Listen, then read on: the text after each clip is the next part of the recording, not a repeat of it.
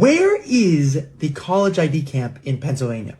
Where is the college ID camp in Virginia? Where is the college ID camp in California? Where are the college ID camps in New York City? Where are the college ID camps in Oklahoma? Where are all the college ID camps?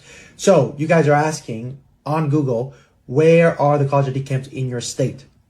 My role as a college soccer educator, as the college soccer guy, is to give you as much information as I can. So in the College Soccer Guide program, we have a section dedicated to how to find every single college soccer ID camp in your state. And we literally have a website we've partnered with. You can have access to it as well when you're in the College Soccer Guide program.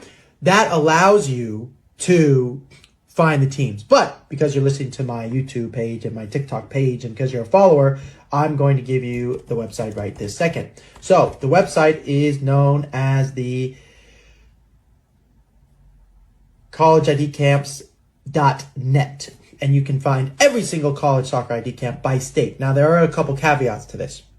First of all, the links are not always perfect, okay? This is a website created by, I actually don't know who, but I'm very grateful to them because they help me find ID camps for you guys. So this website literally has every single ID camp you could ask for by state. Now, it doesn't do mass ID camps. It doesn't do group ID camps. It doesn't do ID camps hosted by a school with other schools attending. So that's when you have to ask the next question. College Soccer Guy, I found the ID camps in my state. How do I know which one to go to? How do I know if there's a good one? How do I know if there's a bad one? What if I should go to multiple of them? Should I go to smaller of them? Which one should I go to? So, since we're going to change the question from where is the College Soccer ID camp in X state, we're going to now change the question to how do I pick college ID camps?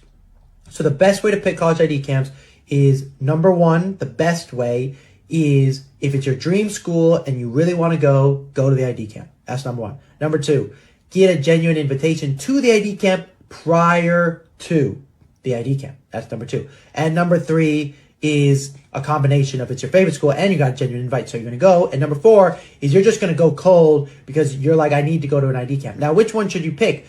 There's a couple different kinds. There's the individual con, which is just the school hosted. Usually no other schools are attending, or maybe one or two, but it's just hosted by one school and they're having an ID camp, 2 to 3 days.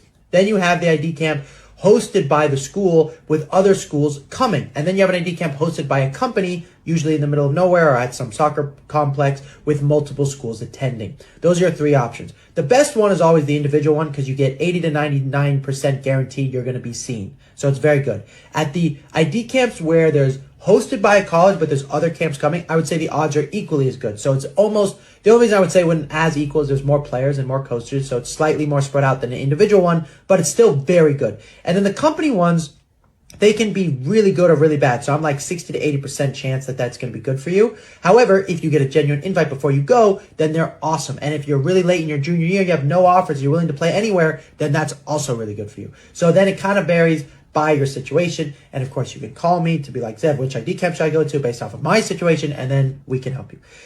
When you are picking these college soccer ID camps, I really would like you to make sure that at the ID camp or right after the ID camp in your showcase email template follow-up, you say to them, college coach, what level do you believe I can play? By asking them what level they think you can play, you can turn them into a reference. You can get a gauge on what level you actually are, not your opinion, not your family's opinion, not my opinion. Although I'm an expert. Having the opinion of a current college soccer coach is amazing. Now, college coaches cannot do my job because they're busy coaching. I'm focusing primarily on the recruiting process. So my job is to get you guys as much interest as possible throughout that process.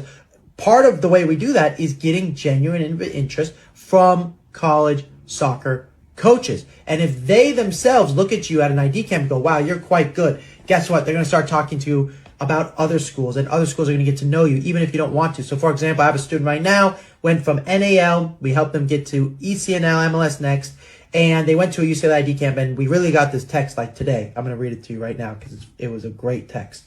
Let me pull it up for you right now. It reads, just finished the ID camp. UCLA recruiting coordinator, associate head coach said he wants me to send every touch video, which is, we've talked about that in the past. Said he has heard great things about me from other college coaches. Other college coaches, okay? They talk to each other. They know. They're trying to see who likes who. Should I recruit him? Should I recruit him before him? Is he going to want him? Should I get him? This is exactly what they do at the Premier League level. Why do you think they bought Why do you think Chelsea and Arsenal fight over the same players? They're trying to figure out who's going to get who. Same concept.